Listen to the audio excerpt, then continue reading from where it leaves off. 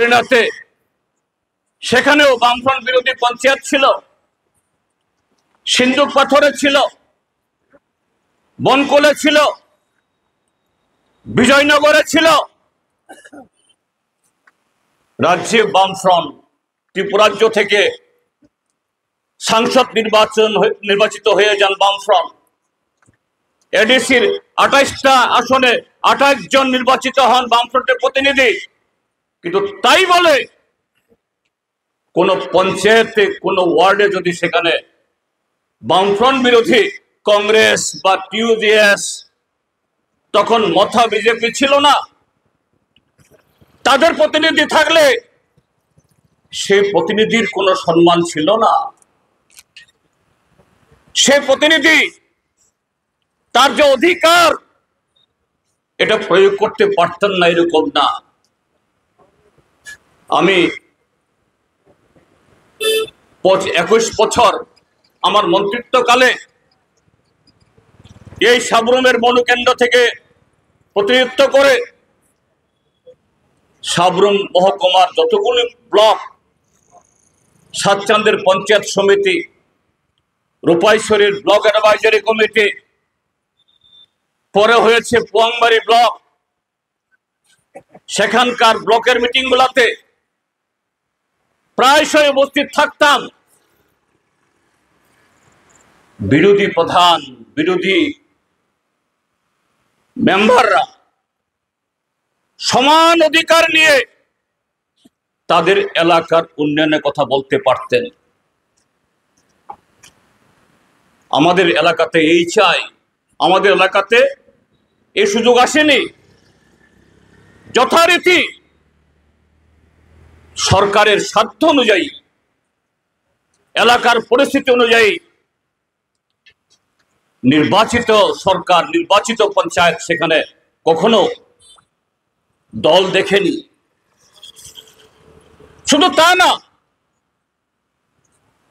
সরকারের এই কর্মসূচিতে শুধু ভোটের সময়তে যার যার প্রার্থীকে ভোট দেওয়া, যার যার প্রার্থী চিহ্নে ভোট দেওয়া, নির্বাচনে খতম। নির্বাচনের মধ্য দিয়ে সেটা শেষ, নির্বাচন শেষ হয়ে গেল। এটা রাজ্য সরকারের হোক বা এডিসি হোক বা জেলা পরিষদ বা পঞ্চায়েত সমিতি বা গ্রাম পঞ্চায়েত, এটা জনগণের পঞ্চায়েত, জনগণের সরকার। কাজেই গ্রাম পঞ্চায়েত হোক বা ভিলেজ কমিটি,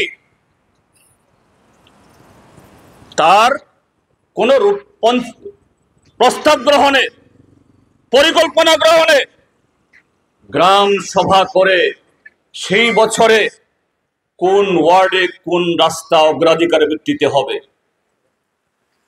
পানীয় জলের ডিপ টিউবওয়েল কোথায় বসবে। তখনকার সময়েতে দিল্লি সরকার যে কটা ঘর স্যাংশন করে সে ঘরের বরাদ্দ কারা পাবে, গ্রাম সভা করে সেখানে সিপিএম, কংগ্রেস, বিজেপি বাছাই করে আজকের মতো বেনিফিশিয়ারি ঠিক করা হয় না। তারপর সেই পরিকল্পনা রূপায়ণের পর, টাকা খরচ করার পর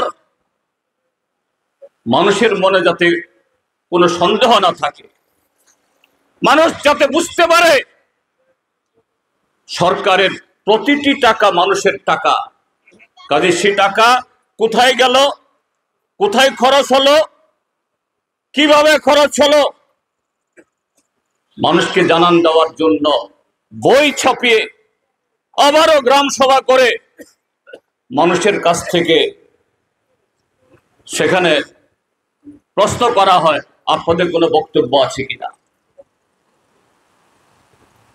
এই ছিল ত্রিপুরা।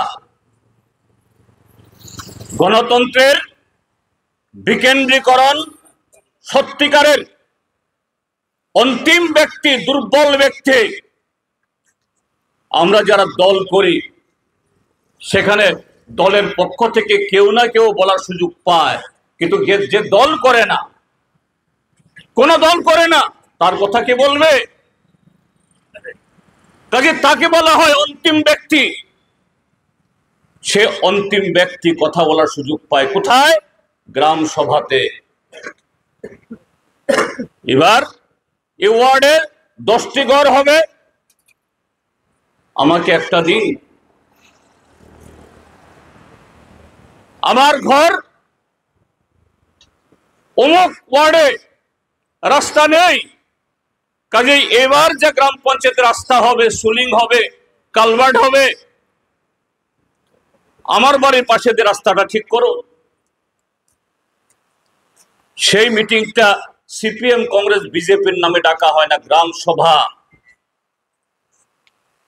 আজকে আছে এগুলো। কাজেই ত্রিপুরাজ্যের মানুষ, এই মানুষকে ঠকানো যাবে না। এই জন্য বলা হলো ডাবল ইঞ্জিনের সরকার যদি হয়, 4 ডাবল কাজ হবে। কর্মচারীদের বেতন 2 গুণ, 3 গুণ, 4 গুণ হবে। এরিয়ার পাবেন 100% ডিএ পাবেন। রেগাতে 100 দিনের জায়গাতে 200 দিন কাজ।